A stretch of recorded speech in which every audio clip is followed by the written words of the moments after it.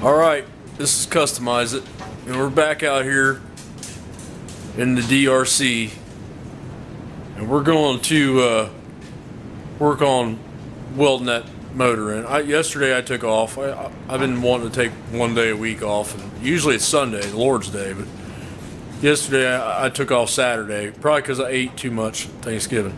But we're going to come in here, and I don't like how I made the transmission mount earlier, so I'm going to make my own custom one out of angle, I think. So we'll start with that, and then we'll get this here welded, all the mounts and all that stuff.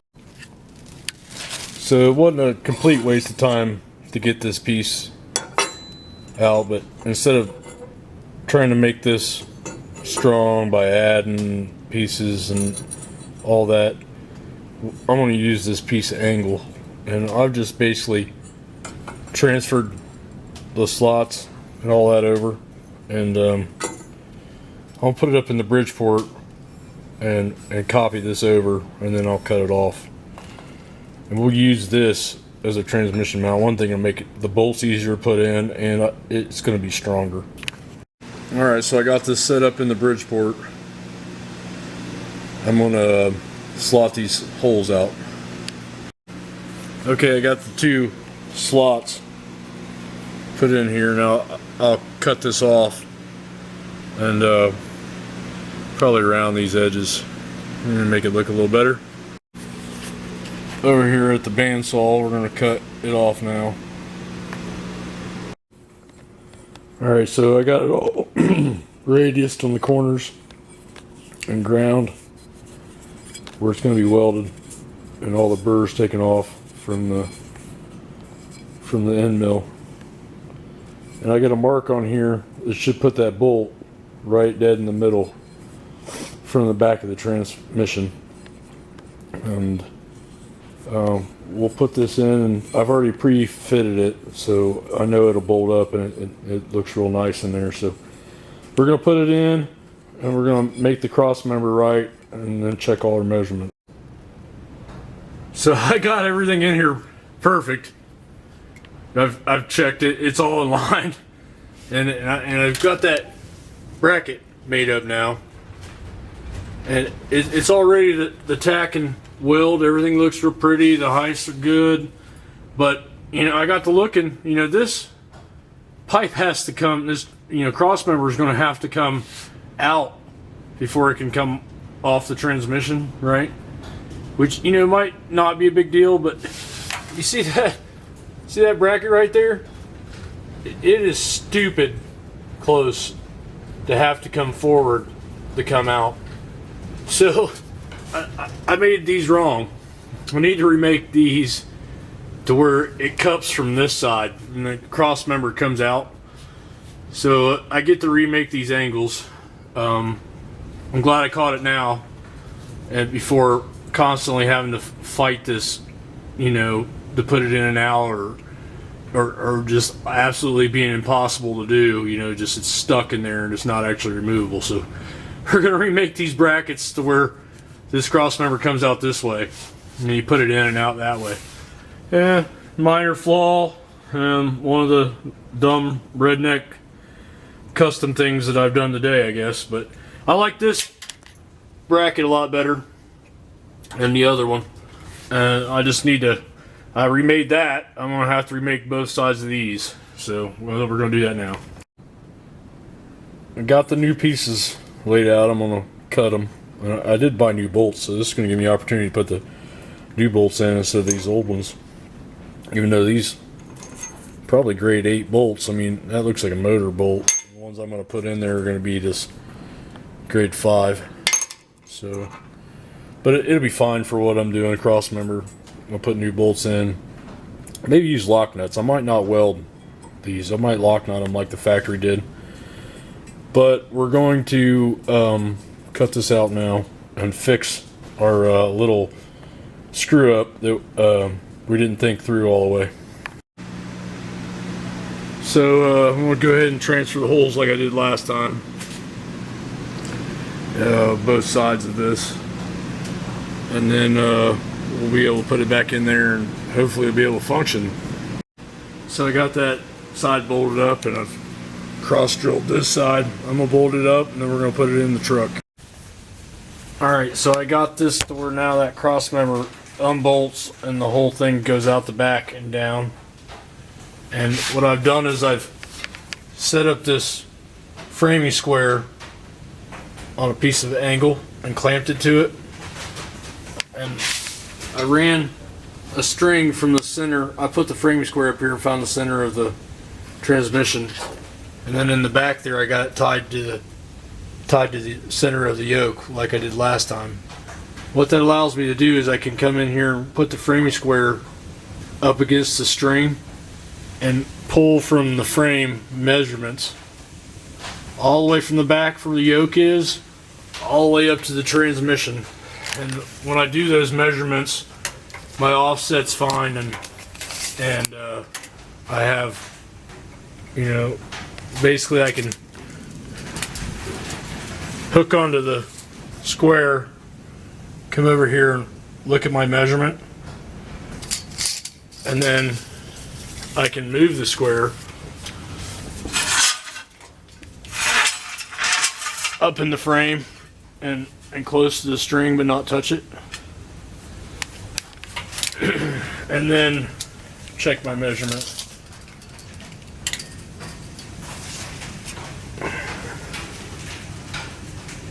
So I've got this thing where the offset is and perfectly aligned in the frame, that tail shaft. And then when I put the yoke in,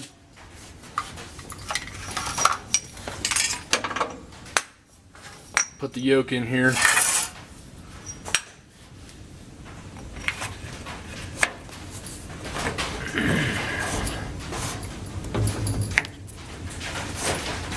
With my V-block and my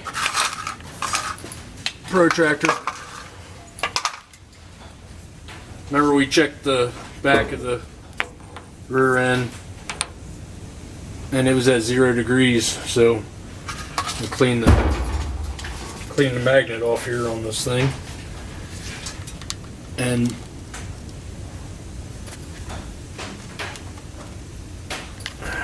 I got my 0 degrees here. So everything's perfect now to and then when I go up front, so I'm gonna weld this first because it matters more than the back, but this thing is going to be pretty well aligned. I measure from the frame to the crank. You see my framing squares up here, so I'm still, you see the pulley and the framing square, so it's still, you know, level with the ground. And I measure off the block, and I measure off those pulleys to the frame, and I have my offset all the way out. This thing's ready to weld. And then when I put a square here on these pieces, they're actually, and I moved the clamp over to them so they're held to the frame when I go to weld it. And it's perfectly square here. And it should look really nice. So we're gonna come in here and weld up that cross member now that I got it built right. And then weld the front motor mounts, and this will be its new home. And then I can start working on the floorboard after that. But this is going to be a big jump in getting this done here, so I'm gonna weld her down. So I went to double check myself because this thing should be 3 degrees. I got all the weight and everything on now with the motor and the transmission on the cross members. So it looks like it's the 3 degrees that it was supposed to be. And I moved that little pointer there so I can match the rear end or the rear of the transmission up perfect. Now the carburetor is cocked on there 3-4 degrees. I'll show you here in a second. Alright, I'm set back up on the transmission here. Before I welded this onto the cross member. So now I got it set to match that rear end angle at 3 degrees. Now we'll go over here and we'll see why that matters. If you look at the El Camino, see how everything is cocked in the frame? Everything goes back. So the motor's sitting in here like this, but you see how the carburetor is level? You can actually see it cocked in there. That's how they do it. So now, while the oil pan drains out the back, and if we check our carburetor, see how it's now at 0, it's now level.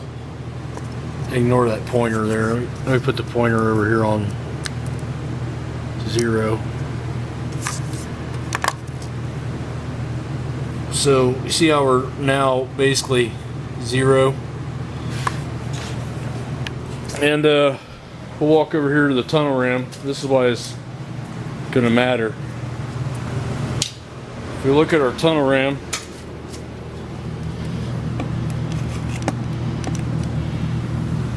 see how it's 4 degrees. So for that motor to be level and those carburetors to be level, I need to set that engine at a 3 to 4 degree down slant. And luckily our rear end says 3 degrees back there once we settled this frame with some weight. So I'm going to make it 3 degrees on the back of that transmission mount. I'm going to center it up with our offset and weld it. I got the crossbar welded in already. Just got to set the height for the back of the transmission, make sure I'm going to weld that angle that I made earlier. And then I'll take that cross member out and I'll weld it fully. So we're looking pretty good. So we're here at the El Camino. See how that says 3-4 degrees back? And then when we come up here and set it on the carburetor, we set it on there right.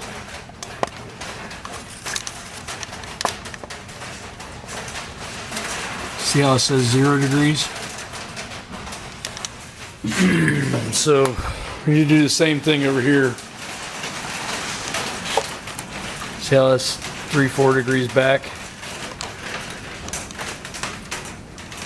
I set it on the carburetor here at 0 degrees. So we'll come back here to the tail shaft and we'll check it here too. So yeah. Now I just need to double check, which I already did with my angle. Everything's square, and then I can weld this bracket in. Alright, I got the cross member all welded. This is how it's going to work. You take the bolts out, it'll come out, and then slide right back in like that. Of course, it'll be done from underneath because the floor will be here, but it'll be easy to service. I'm going to bolt this up and then go weld the motor mounts for the engine.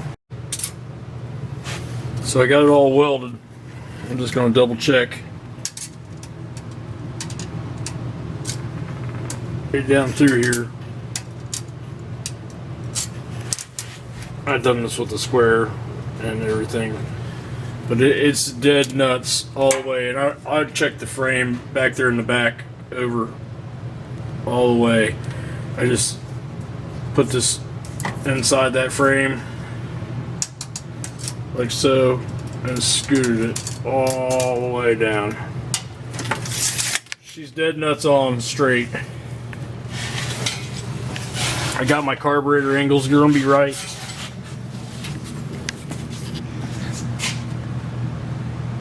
I got that cross member in there.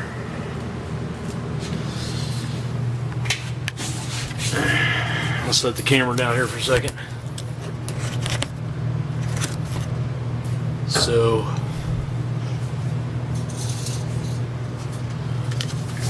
I pull that down to where the center is going to be, and I'm sitting it right at 3-4 degrees with my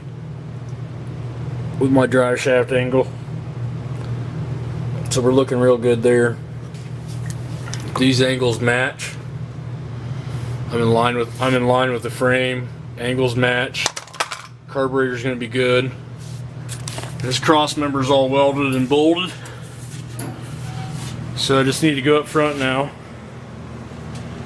and weld it. If it didn't move, it shouldn't have moved. I'll double check all my measurements and then weld her up. So the engine's sitting here at the 4 degrees. Remember, we measured the tunnel ram earlier, and the carburetor is sitting here at 0.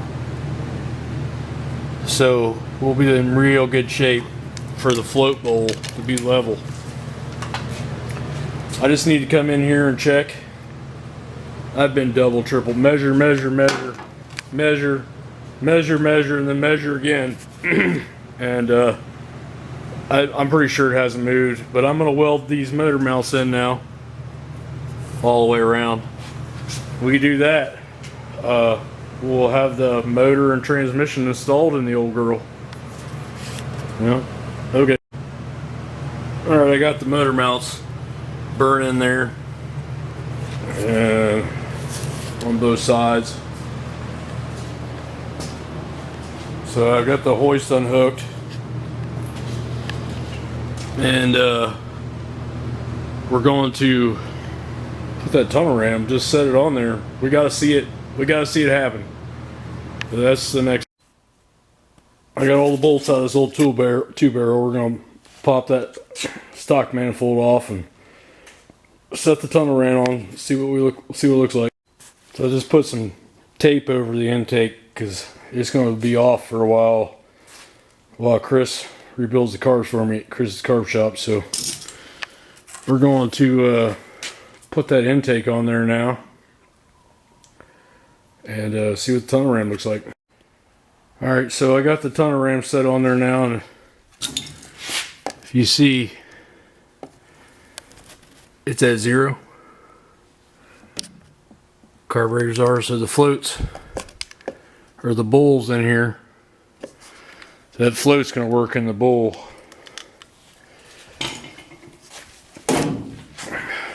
Well, let's put that. I don't really have all the parts for that scoop, but let's put it on there and just set it on, see what it looks like. All right, so we got the tunnel ram on. We got Shotgun Bill's scoop on there. Motor and transmission are inside. She's looking pretty good. That pretty close to, by the time I put the plate on, it'll be, build that bottom for that, because I got real cheap because I bought it that way. We can get it up there with the roof line. So we're coming along. We're getting there. Check back in.